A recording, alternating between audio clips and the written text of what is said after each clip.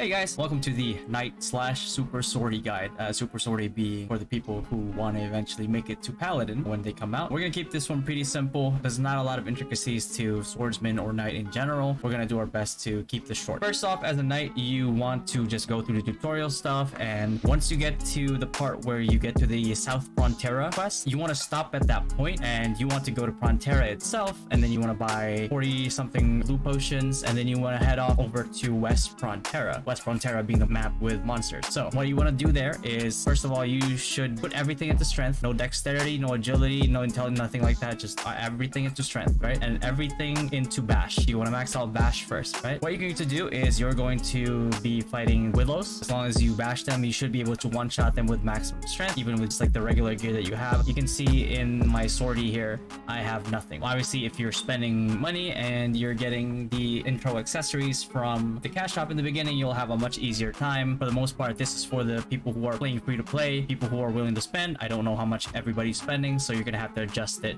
depending on how much you decide to spend. So after you finish one-shotting willows, you're gonna be one-shotting willows with this with bash until job level 7, and then after that you're gonna move on over to savage babes. You're gonna be one-shot bashing savage babes until you get to job level 10, and after that you're gonna start one-shot bashing rockers with 559 HP all the way until base level 17, and all the way until you get to like around close to 16,000 exp, going towards job 18, and then you're gonna stop there. You're gonna go back and start questing again, and you're gonna do this until you get as close to level 30 as possible. The key thing that you should pay attention to is that you shouldn't be spending your tickets. I know in the beginning it'll tell you to do your daily quests. It's gonna ask you to do the fountain dance party, for example. You don't want to spend that ticket because these dailies right here, the EXP that they give you is very dependent on your current level. That means the higher your base level is, the more EXP they're going to give you. So you want to hold off on this for a little bit. Even in your dailies, you're going to hold off on these until you reach the highest level that you can in that day. Okay, so what you're going to do, you're going to follow that all the way until you get to the level 30 plus part of the game. You're going to be asked to forge a weapon. Obviously, you're going to be forging a one-handed sword. And obviously, you're going to be finding a group for the first dungeon, and you're going to be completing it, right? Your Sage's Memory, the forest that you're going to be tanking. You're going to be tanking, obviously, because you're swords. So what you're going to do is you're just going to continue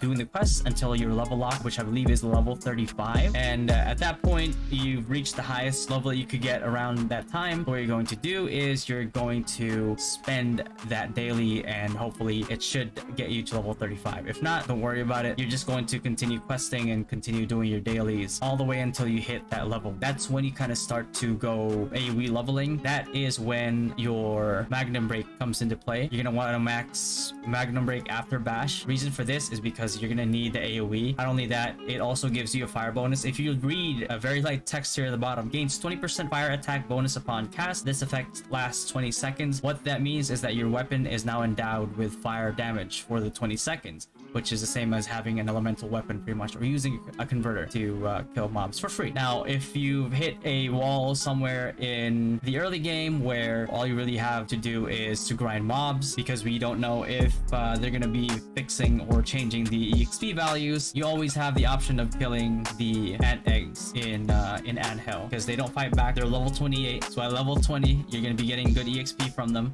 You're just going to keep spamming bash on them. But if that's not the case, you're going to go ahead and load up on around 600 blue potions and another 400 orange potions. Obviously, you're going to want to rely a lot on these steam crab nippers. I'm not sure what they're going to be called in global, but they are going to give you a huge boost in SP and HP recovery. If you can get 2-star or 3-star, early game 3-star might be a little too expensive, but if you can get 2-star, 2-star is good. If you can't, 1-star is just fine, but pretty much use what you can afford to use. 3-star is a lot more helpful in the beginning because you don't have as much sustain. If you don't have mercenaries, you're definitely not going to have as much sustain. It also helps with your SP potion recovery. So as soon as you get that, you're going to upgrade as much as you can. You're going to upgrade your weapon, your accessories especially. You want to stack those stats because those are the ones that give you your attack power, your damage. Armor, you can do it as well because it helps you be tanky. Obviously, you're naturally tanky already, and that's why I want to want you to focus on weapon and accessory first, but the first initial upgrades for armor is 100% success rate, so you want to get those first because those are guaranteed, right?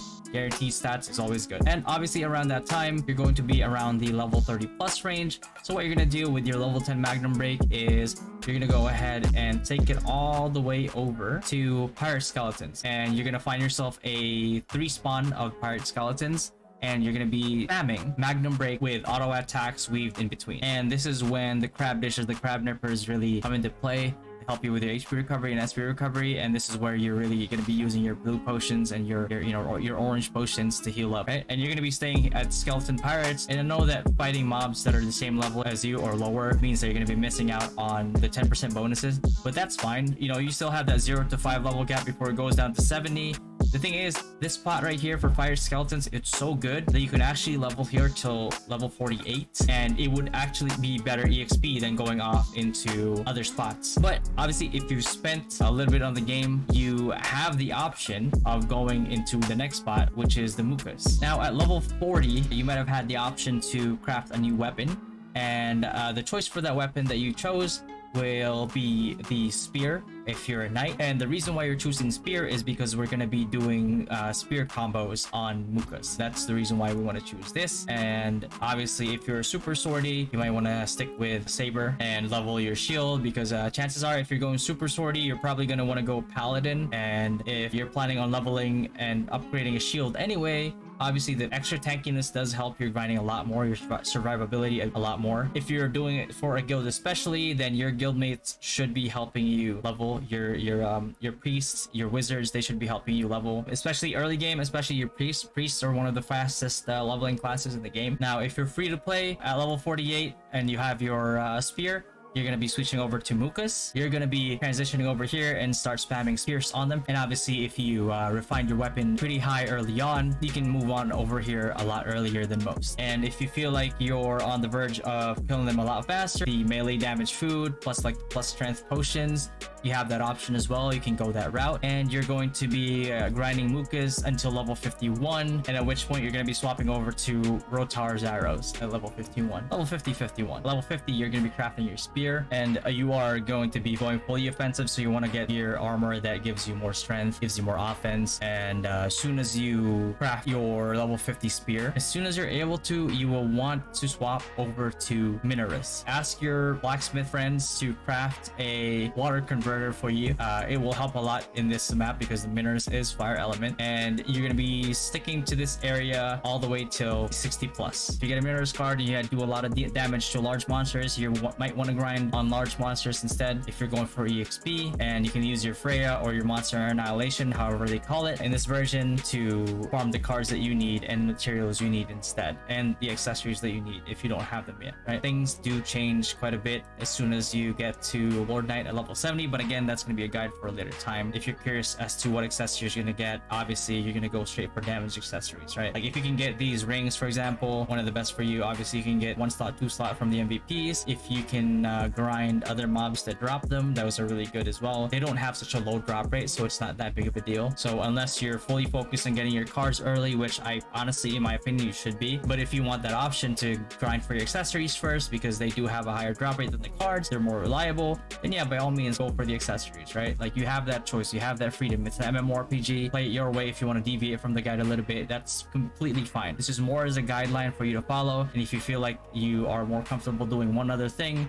then do that other thing. Now, obviously, if you're a super swordsman, you're gonna want to rely on veteran sword because you only have Magnum Break, you only have your bash as your skill, you don't have pierce combos. So at level 50, you want to craft veteran sword instead. Increase your bash, your skill damage if you're grinding by yourself and you're not getting leeched, only because you have this, plus you have your shield, cracked buckler, and obviously just go get the auto Kyrie damage reduction, plus the neutral damage resist helps quite a bit as well. That's not counting the cards that you may put into equipment yet. So by itself, it's already a huge damage reduction tool. And obviously for armor, you're going to be using skills a lot. So you may opt for SP consumption reduction in this case, or you could go for the mitigation if you don't care too much about your eating coins. That's fine, you have that option as always. All right, and that basically sums up the night guide. Hopefully that helped you out. If you have any questions, drop them down in the comments below and I'll reply to them as soon as I can, and I'll see you guys next time. Peace.